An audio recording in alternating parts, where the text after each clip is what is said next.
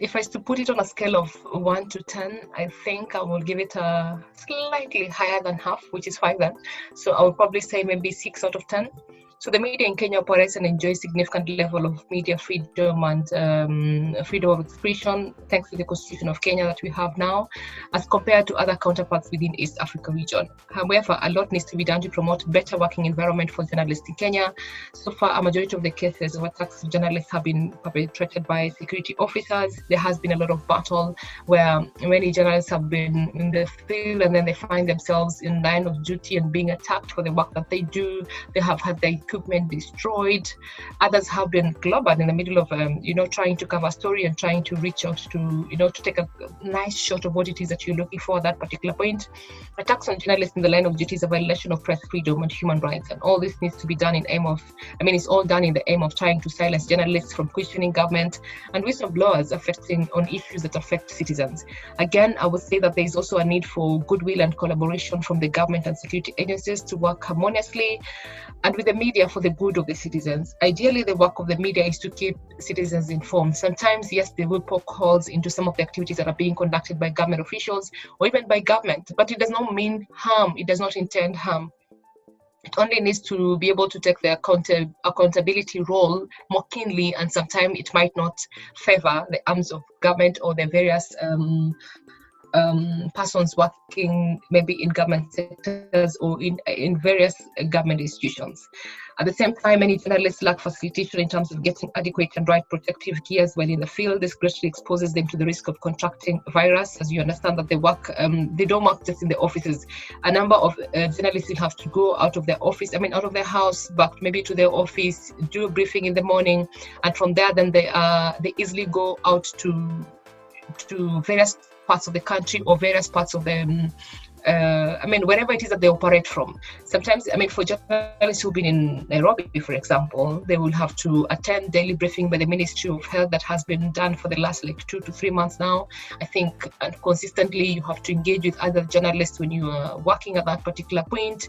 And so there is a higher risk for them being able to contract the virus because of how much they have to interact with other people, apart from just them being able to work from their houses.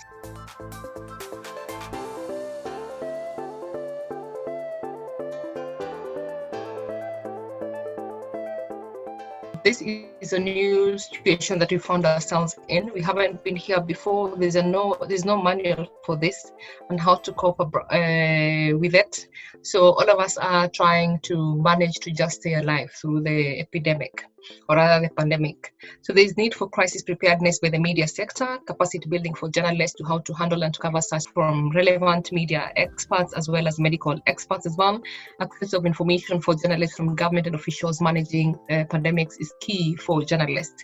This will help journalists provide comprehensive information and education to the public, as well as ensure that citizens are informed, because this is how I look at it. Journalists at this point are playing a very key role as intermediaries or as middlemen between the government and the citizens. So there's a lot of synthesizing on information that comes from the government and ensuring that the right information gets to the citizens. So this will help journalists ensure that citizens, when they get the information, they're able to understand it and they're able to synthesize in a way that they understand it. Then it also means that citizens are able to get the right information at these particular efforts. So we have to applaud journalists and to be able to encourage them to be able to provide this key service of ensuring that citizens are informed and citizens are knowledgeable on what needs to be done, especially on the precautionary measures during this COVID-19.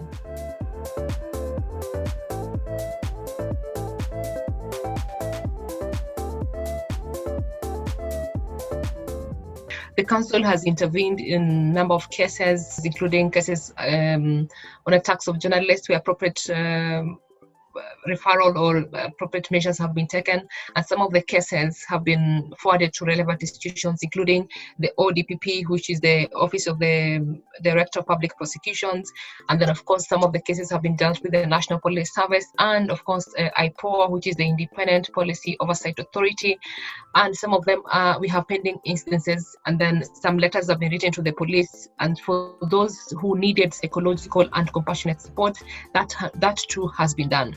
As I mentioned earlier, there were journalists in Kilifi who needed support when they were going through quarantine, and some of them have gone through traumatic measures. Media Council of Kenya has been in the forefront to provide this support to journalists. The Media Council of Kenya also made the effort to ensure that journalists and the work that they do, and so what they also try to do is to ensure that there is a specific card that they did during this time, and established a media sector response. And out of that, then there was a conversation to ensure that journalists are allowed in and out of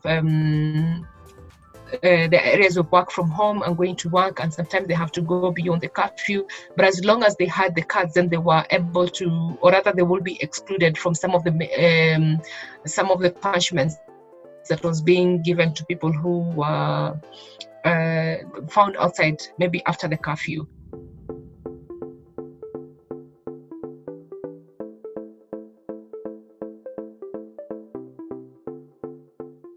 My first thing to say is to just let journalists know that COVID-19 is real, it's there, and no journalist is immune to COVID-19, and therefore they should take necessary precautions to protect themselves from contracting the virus. And by doing so, they will also be protecting the lives of their families and the people that interact with. Also, being in the workers on the front line, then I think at this time they should be able to be the ones who are following the rules that are being given, rules in terms of social distancing. Sometimes I've seen them on press briefings, and you can see that clearly they're not observing the rules as stipulated on the distancing or the social distancing measures to be taken.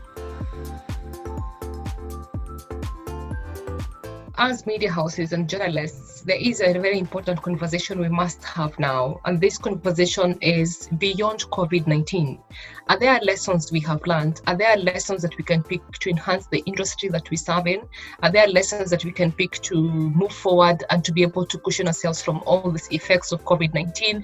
And as what I have in mind at this particular point is how we have found ourselves working from our houses, and being able to do virtual meetings, being able to social distance, and still being able to manage ourselves. Is it a time for media houses to start reviewing guidelines that have been there before, to say, you have to be in the office at this particular time, you have to do this? Is it possible that now we can start working more from our houses?